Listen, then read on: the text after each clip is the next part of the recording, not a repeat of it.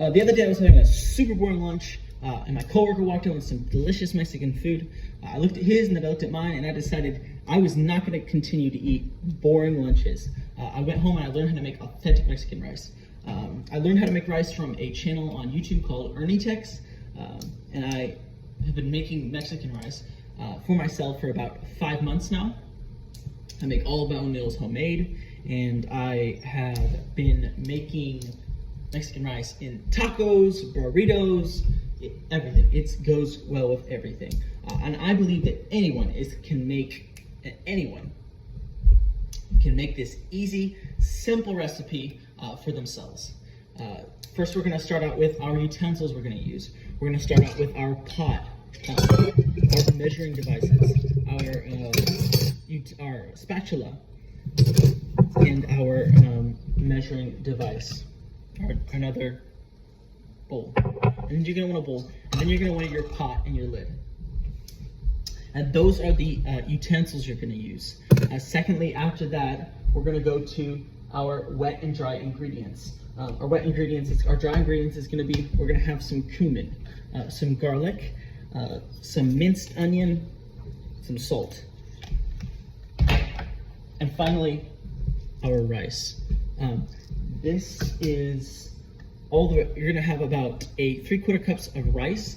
Those are all the ingredients you're going to need as far as dry ingredients. Then we have our wet ingredients. With our wet ingredients, we're going to need wet liquid ingredients. We have our oil, our tomato sauce, and our broth. You can substitute this with water and bouillon cubes.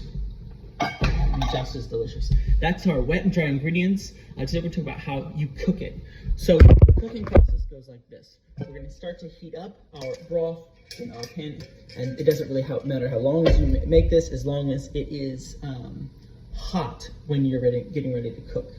So we're going to start out by heating that up, put a lid on it. You're going to pour in your broth.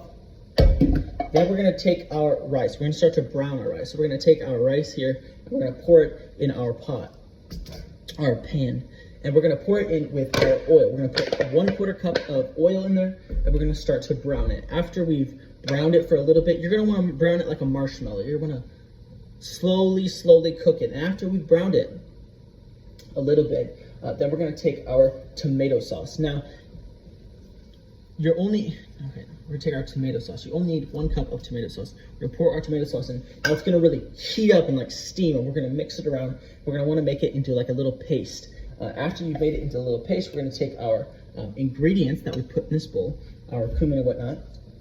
We're going to pour our ingredients in there. After we pour our ingredients in there, we're going to mix it around again. Then we're going to take our broth.